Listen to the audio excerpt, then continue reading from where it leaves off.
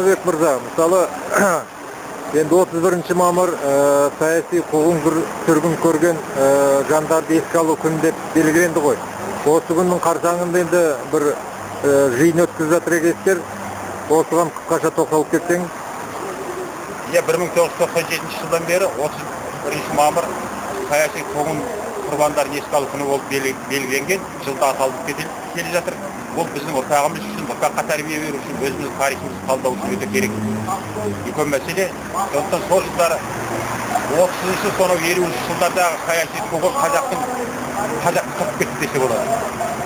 Бүкіл бет тұстар азаматтарымызды қырды, жойды, қазақ өз елінде өзі ашшыл халыққа айналды. Сол қорлықтың бәрінен аман өтіп, бүгін әйтеуір тәуелсіздігімізді алып отырмыз. Бірақ сол кезде еске алмай болмайды, тарихтан үйренбей болмайды.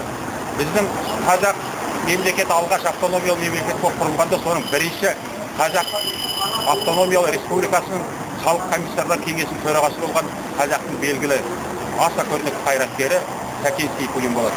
Сол Сәкен Сейфуллиннің қолында тәрбие алып өскен біздің Рымзан Мәжитов отыр, жанымызда Сейфуллин. Алапа, енді өзіңіз осы өткеннен бүгінгі күнді қосып бір өз ойыңызды айтсаңыз енді. Өткенді еске алу бар ма қазір? Жастарға өткен күндер не береді? Өткен күнді еске алғанда өткен күннен жүрегіміз қозғалып шын айту керек. Мен оны айтып тұрғаным өйткені қазақтың нағыз зиялы азаматтардың бәрі сол 30-шы жылдар кетті ғой бәрі. Бәрі елім, жерім деп, осы қазақтың намысын, қазақтың жері соғылған азаматтар бәрі. Сондай азаматтар мінекей халық жауыздырып айтқан сөзге болсын сөздіктер деп қалды. Мына біз жастарды қазір тәрбиелеп жатырмыз. Қалай біз қазақтан жастарын тәрбиелейміз? Міне қанын жанын берген, міне кетті. Кеткенмен мінекей биыл уже 60 жылдан асып кетті. 60 жылдан.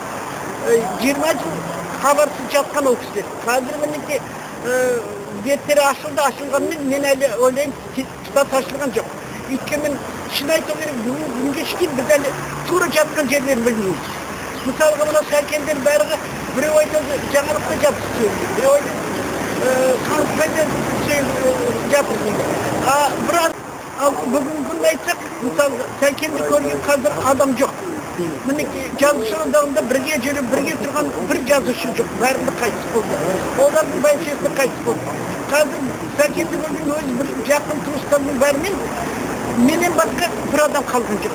Жалғыз мен ғана көрдім сәкенді 2 жасымнан 6 жасқа шыққан сәкеннің өз қолында өскен боламын. Мен еркелетіп, өсіріп, өзінің кіндігінен шықпасам да, сол бірінші қызы қайтыс болсын жоқ болғаннан кейін сәкені әке шеше сәкеннің інісінен алып, сәкеннің бағына мені салып алды.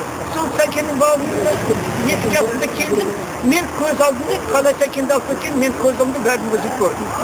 24 сентябрь күні күндізгі демалыс күні сағат 11-де сәкен шай бәріне өтіп, бір уақытта 2 адам келді, ақ қағазын көрсетті. Мінекей, осылай қалып жүрсін. Сол жерден алып кеткеннен кейін сәкенді көрген адам жоқ.